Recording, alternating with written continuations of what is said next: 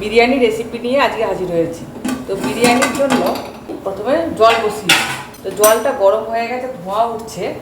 1 চামচ আদার পেস্ট দিয়ে দেবো, রসুনের পেস্ট 1 চামচ দিয়ে দেবো, পেঁয়াজের পেস্ট 1 চামচ দিয়ে দেবো।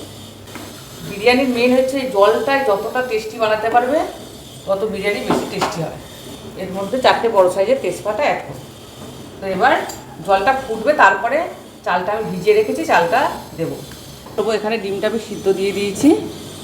এবার জলটা টকবক করে ফুটছে। আগে থেকে এই বিরিয়ানির যে চাল, সেই চালটা 2 ঘন্টা আগে ভিজিয়ে ভালো করে ধুয়ে রেখেছি। তো এবার চালটা এর মধ্যে দিয়ে দেবো। বিরিয়ানি খুব ইজি ব্যাপার, খুব চটপট তাড়াতাড়ি হয়ে যায়, শুধু শর্ট প্রসেসটা জানলেই হলো। চালটা দিয়ে এর মধ্যে কাঠভরা লেবুর রস ভালো করে দিয়ে দেবো, এতে চালের স্বাদটা আরও টেস্টি হয় এবং ভাতটা ঝরঝরে হয়। তো এবার আমি এটা 1/3 সিদ্ধ করে নেব। তো ওদিকে বিরিয়ানির ভাতটা হতে হতে এদিকে আমি বাকি কাজটা আগিয়ে ফেলি। সাদা তেল আর কিছুটা ঘি অ্যাড করে বেরেস্তাগুলো ভেজে নেবো এবং এর মধ্যে আলুর দমটাকেও করে নেব।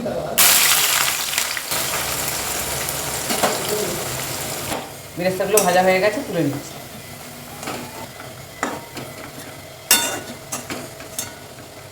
এই সিস্টেমে করলে খুব ঝটপট হয়ে যায়। ওইদিকে আমার বিরিয়ানির ভাতটাও হয়ে গেছে, এদিকে বেরেস্তাগুলো ভাজা হয়ে গেল। এবং এর মধ্যে এবার আলুর দমটা করে নেবো, ডিমটা সিদ্ধ হয়ে গেছে। তেলের মধ্যে 5 ফোড়ন, শুকনো লঙ্কাটা ফোড়ন দিয়ে দেবো, তেজপাতা দিয়ে দেবো, একটা পেঁয়াজ দিয়ে দেবো। পেঁয়াজগুলো ভাজা হয়ে গেছে, এর মধ্যে আলুগুলো দিয়ে দেবো। এটা হয়ে গেলে বিরিয়ানিটাও রেডি হয়ে যাবে।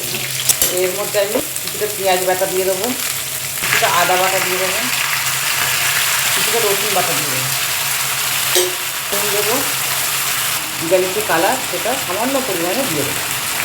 আচ্ছা, একটু জল দিয়ে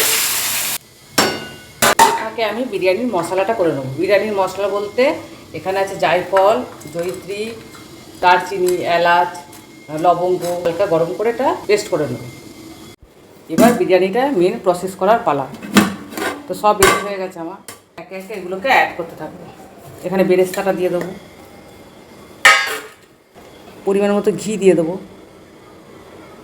ঘিটা একটু বেশিই লাগে।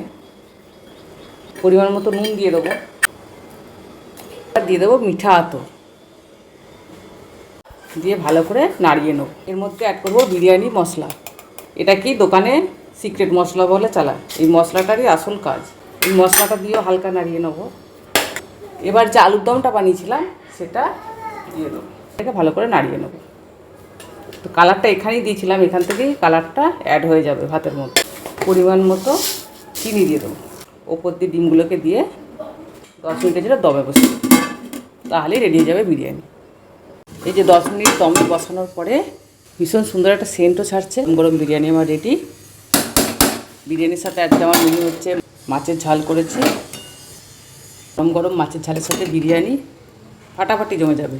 এগ বিরিয়ানি আর মাছের ঝাল রেডি। তো একটু জাস্ট নুনটা দেখবো ঠিক হয়েছে কি না, ভীষণ গরম। দারুণ হয়েছে, দারুণ, নুন পারফেক্ট হয়েছে। আর তাহলে আসি, টাটা।